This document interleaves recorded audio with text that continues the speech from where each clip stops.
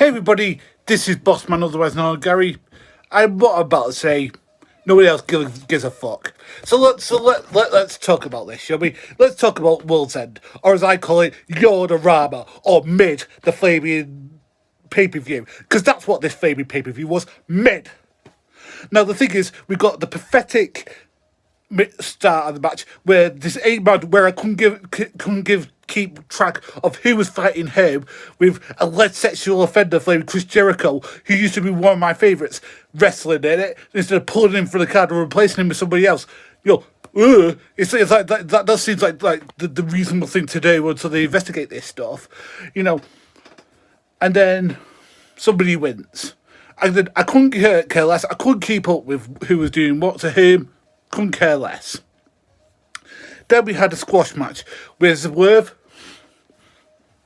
Strickland versus Dustin Rhodes, which was just a squash match. It was just to put over how good Swerve is. We all know how good Swerve is. He's Swerve. He's great. Well, unless he's in death matches with Adam Page, but we'll forgive that. He's still better than that wasted stage Adam Page drinking fucking blood over his flaming body. Anyway, we'll forget that. Next, we have a pretty decent match with Riho versus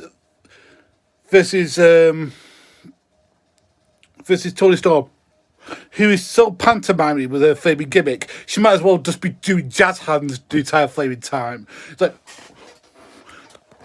It's like she's doing really bad porn, like with all the poses and stuff like that. It's like, oh, don't do me from behind. Oh, and all that sort of stuff. Fucking ridiculous.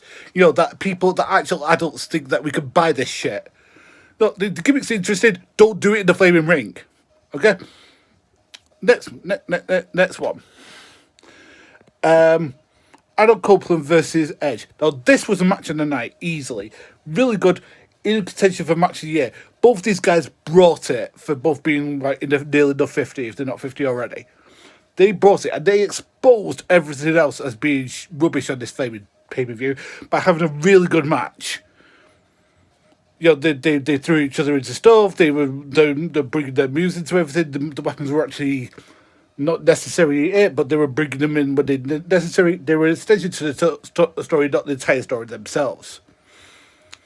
Great match.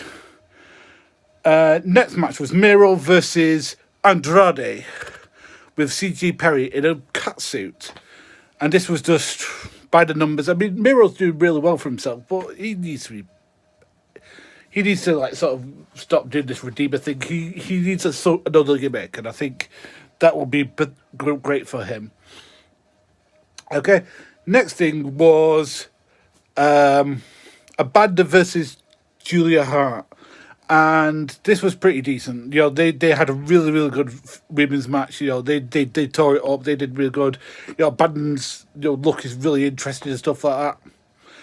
And the next match comes the Snorathon that was Jon Moxley versus Eddie Kingston. Flaming ridiculous. Moxley flaming comes out for the crowd again, trying to be a badass. If you tell somebody you're a badass, you're not a badass. Okay? You have to show you're a badass by the way you behave. Show, don't tell is the ultimate form of entertainment. Okay? Or if you are going to see a badass, show it. Don't tell it. Say it once, don't say it ever again. Okay? And then by Eddie Kingston won by slaps. Not his finish, the slaps. Now, it works in Japan, because in Japan, they really hammer you with slaps. It does not work in America, because their slaps are pulled. That's the difference in the two cultures in the wrestling, just going to say. And the final one, the final match was MGF versus Samoa Joe. Really good title match, in my opinion. Pretty decent for two really good wrestlers. But by this time, the three of us who were watching this on stream for this channel were really knackered. Really tired of this shit.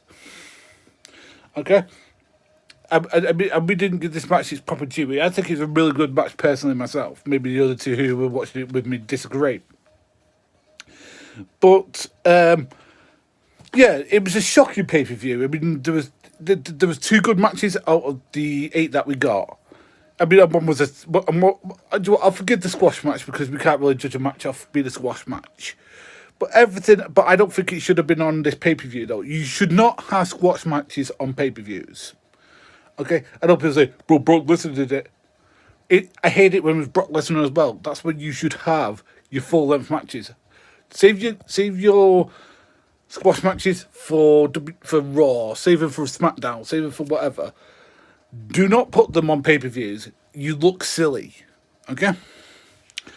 And what the turn that we could see coming is literally like that bit that I suppose where people going, no, where Flaming Adam Cole turned out to be the devil. Oh no. And I feel like a stupid idiot because I'd be going, oh, it's this guy. Oh, it could be this guy. It could be this way. I mean, the unimagination of these guys just astounds me. You know, it could have been this uber great new heel that they brought him to challenge MJF. I mean, it could be outside the Hammerstone would have been great for this. Because A, he's worked with MJF before. B, they have history. C, they could go away and have their own feud and it would actually draw money. Something that AEW needs a lot of at the moment.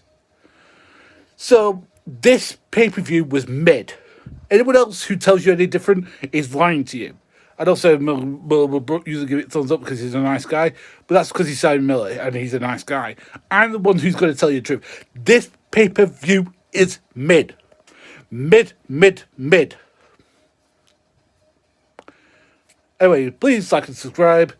We're the greatest channel you may have sort of heard of. That's that.